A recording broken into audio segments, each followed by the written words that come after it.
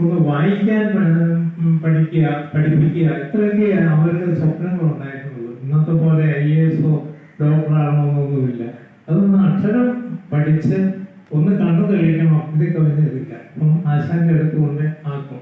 അപ്പൊ ആശാന് നെല്ലായിട്ടും ചക്രമായിട്ടും, ഒന്ന് ചക്രമാണ് നാണയം, ചക്രമായിട്ടും ഒക്കെ കൊടുക്കും. അപ്പൊ അതൊക്കെ കൊടുക്കുന്നത് സന്തോഷം. അപ്പൊ അതുകൊണ്ട് മറ്റ് കുട്ടികളെ പഠിപ്പിക്കുന്ന കൂടെ ആശാന്റെ കളരിയില് അവരെയും ചേർക്കും.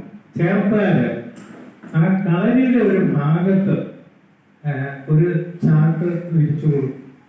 അവിടെ ഇരിക്കണം ഈ അവശ്യ വിഭാഗത്തിലെ കുട്ടികൾ, അവിടെ ഇരിക്കണം, മറ്റുള്ളവർ ഇവിടെ ഇരിക്കും. അപ്പൊ ആശാൻ അവിടെ ഇരുന്ന് പഠിപ്പിക്കും എന്ന് പറയാൻ കൂടിക്കല്ലെന്ന് ഇപ്പോഴത്തെ പോലെയുള്ള ഒരവസ്ഥ അന്നില്ല, മാറ്റി ഇരുത്തുന്നതായിരുന്നു. അതിന് പല കാര്യങ്ങളും ഉണ്ടാവും. നമുക്കറിയാം, അയ്യങ്കാളി ആചാര്യൻ കുട്ടിയെ കൊണ്ട് സ്കൂളിലാക്കിയ സ്കൂൾ കത്തിച്ച് കളഞ്ഞത് അത് ഈ ഏറെ വർഷങ്ങൾക്ക് ഒക്കെ ഉള്ളിലാണ്.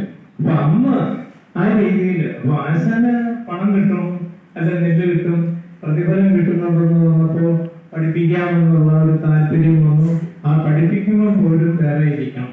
അച്ഛനൊക്കെ പറഞ്ഞ് കേട്ടിട്ടുള്ള ഒരു കാര്യം, അന്ന് എങ്ങനെയാ വെച്ചാല് ഈ മറ്റു കുട്ടികളെ ഒക്കെ ആശാൻ അടിക്കും. ഈ ഹരിജൻ വിദ്യാർത്ഥികളെ ഈ ആവശ്യ സമുദായത്തിൽപ്പെട്ട ഇവർക്ക് ഒഴിവാക്കാത്തതുകൊണ്ട് പഠിക്കാൻ അവസരം ഉണ്ടാക്കി കൊടുത്ത കുട്ടികളെ എറിഞ്ഞടിക്കും. തെറ്റു വന്നാല് എറിഞ്ഞടിക്കും, വടി കൊണ്ട് എറിഞ്ഞ് അടിക്കും. അല്ലാതെ വടിയായിട്ട് നേരെ ശരീരത്തിൽ തൊട്ടാൽ അയക്കം തീർന്നുള്ള പോലെയുള്ള അന്നത്തെ ആ വിശ്വാസത്തില് ആശാൻ വടി കൊണ്ട് എറിഞ്ഞടിക്കും.